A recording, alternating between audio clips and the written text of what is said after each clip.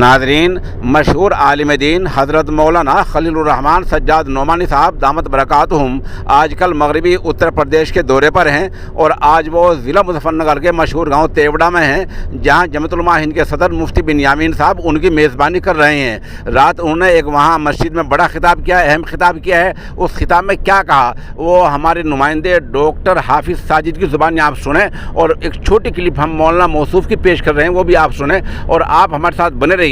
شام تک وہ کیا کریں گے، کہاں جائیں گے، کیا فرمائیں گے، وہ سب انشاءاللہ ہم مکمل خلاصہ ایک بار پھر شام کے وقت پیش کریں گے انشاءاللہ العزیز۔ تو بتانا چاہیے ہمارے سارے اکابر نے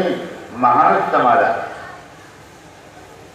ورنہ اب تک یہ ملک اسپین بن چکا ہو،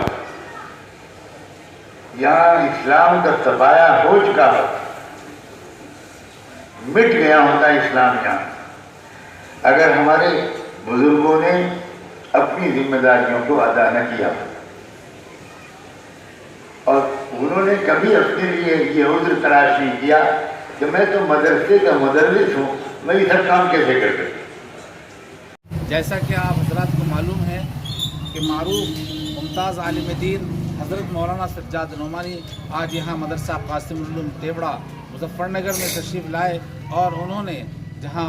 ارباب مدارس، ائمہ حضرات اور علاقے کے ذمہ داران کو پرمغز خطاب کیا، وہیں یہاں عوام کا بھی ایک جمع غفیر اکٹھا ہو گیا۔ اس موقع پر ان کے بیان کا خلاصہ یہ ہے کہ آج کے اس پرفتن دور میں اپنے بزرگوں کی طرح خانقاہوں، مدارس اور مساجد سے باہر نکل کر علماء کرام کو میدان عمل میں آنا چاہیے، اور ملک کے لیے، امن کے لیے، سکون کے لیے ایسے نظام کو قائم کرنے میں معاون بنے کہ